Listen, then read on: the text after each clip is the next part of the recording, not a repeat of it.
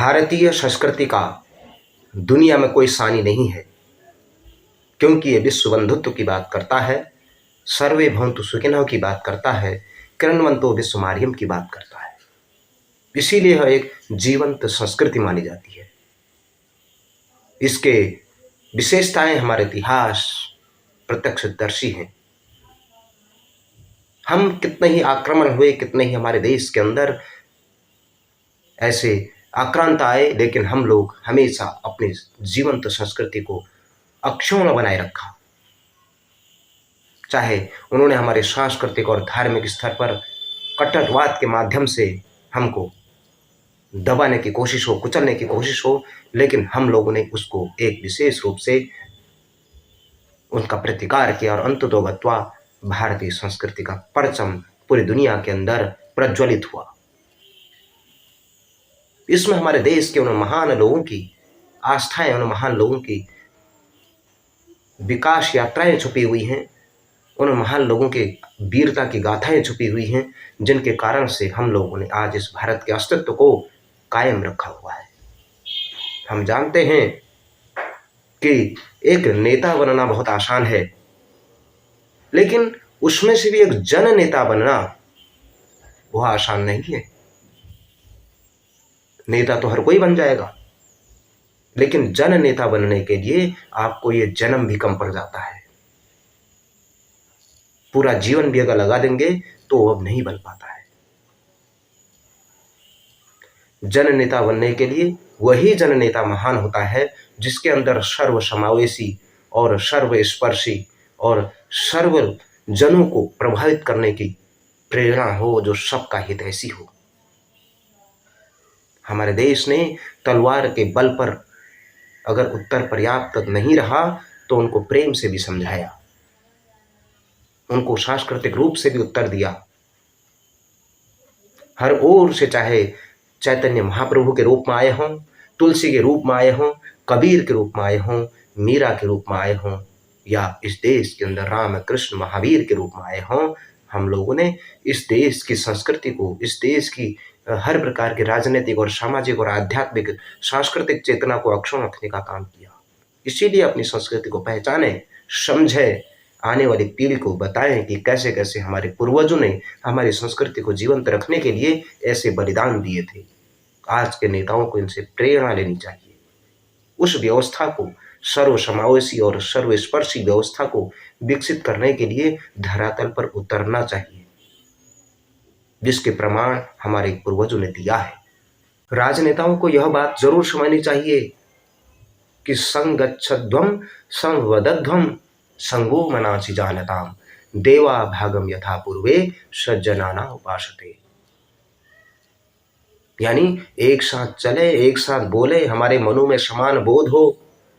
जिस राह में हमारे पूर्वजों ने, देवताओं ने जो स्थान प्राप्त किया, वह स्थान में हम ऐसे सज्जनों की जो उपासना करें, हम उनके मार्ग का अनुसरण करें। समानो मंत्रः समितिः समानी समानः मनः सह चित्तमेषाम्। समानम मंत्रभ्यामी मंत्रे वह समानेन भो हविषा जुहोमि। समानी च आकृतिः समाना हृदयानि वह समानमस्तु मनो यथा वह शुह सावती। ऐसे मंत्रों का उनके मन में भान होना चाहिए।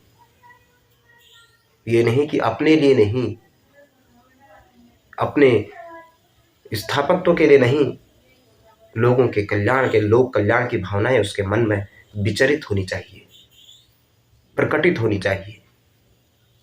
आजकल क्या हो रहा है, लोक लुभावन मन मुताबिक ऐसे ऐसे वादे कर देते हैं कि वो बाद में पूरे ही नहीं हो पाते हैं। जब चुनाव के समय न जाने क्या क्या करतब, क्या क्या रंग ढंग बेढंग हो जाते हैं।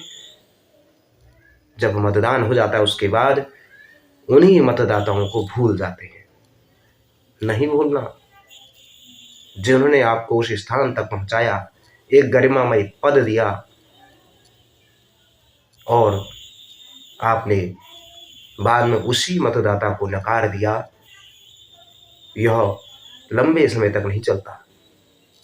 इसीलिए कहते हैं कि सर्वसमावेशक स्पर्शी हमारा जो विचार है वह जीवंत होना चाहिए। ये नहीं कि कोई सुदूर हिमालय के अंदर कोई गांव है, वहां हमारा 2-4 ही मतदाता है और जहां ज़्यादा मतदाता है हम वहां पर विकास को केंद्रित कर रहे हैं, वो ठीक है, लेकिन हमारा विकास वहां तक भी पहुंचना चाहिए, अंतिम छोर तक पहुंचना चाहिए, हर ओर पहुंचना चाहिए, हर एक के पास पहुंचना चाहिए। भारतवर्ष की स्वतंत्रता के बाद कुछ चीज़ों को जिन्हें सर्वव्यापी बनाना चाहिए, सर्वस्पर्शी बनाना चाहिए, वो नहीं हो पाया। आज निजीकरण की संधानुकरण दौर में शिक्षा, स्वास्थ्य और कुछ मूलभूत आवश्यकताएं अभी भी आम जन के लोगों से बहुत दूर है। भारत की आज़ादी को इतने दशक बीत गए, उसके बावजूद भी हमारी जो शिक्षा की व्यवस्थाएं हैं, स्वास्थ्य की व्यवस्थाएं हैं या अन्य प्रकार की जो व्यवस्थाएं हैं, उससे आम जन अछूता है। यह लोगों को सर्वसुलभ होनी चाहिए, लोगों के हिसाब से होनी चाहिए, प्राचीन संस्कृति के को बढ़ावा देने वाली होनी चाहिए, हर व्यक्ति तक वह पहुंचना चाहिए। लेकिन आज ऐसी ऐसी संकुचित मानसिकताएं शिक्षा के अंदर घुस रही हैं जो हानिकारक और विकृत प्रभाव डाल रही है, जिसमें सांस्कृतिक वैमनस्य पैदा हो रहा है, मानसिक दास्ताएं पैदा हो रही हैं, जो विसंगतियां पैदा हो रही हैं, अभारतीयता पैदा हो रही है, जिसके कारण युवक शिक्षित तो हो रहे हैं कई लोग, लेकिन उनका मूल धरातल से लगाव हट रहा है। जो लोग इस शिक्षा को केवल रोजगार का जरिया मानते हैं, देशभक्ति को हाशिए पर रखते हैं, ऐसी शिक्षा का कोई मतलब नहीं, कोई लाभ नहीं। शिक्षा वही जो चरित्र निर्माण करे, शिक्षा वही जो देशभक्त पैदा करे, शिक्षा वही जो हमारी सांस्कृतिक विरासत को जीवंत रखे। उस शिक्षा का क्या फायदा जो हमारे संस्कारों से दूर हटाए, आधुनिक बने, वैज्ञानिक बने, सोच हमारी उच्च हो, लेकिन हमारी जो जिम्मेदारियां हैं उनसे भी हमको नहीं भागना है। इसलिए सर्वसमावेशक विकास तो होना ही चाहिए। यह नेतृत्व करने वाले लोगों को जरूर देखना चाहिए और उनको इस प्रकार की योजनाओं को केंद्रित करके अपने आगे की भावनाओं को, जन भावनाओं को लेकर के लोगों के बीच कार्य करना चाहिए।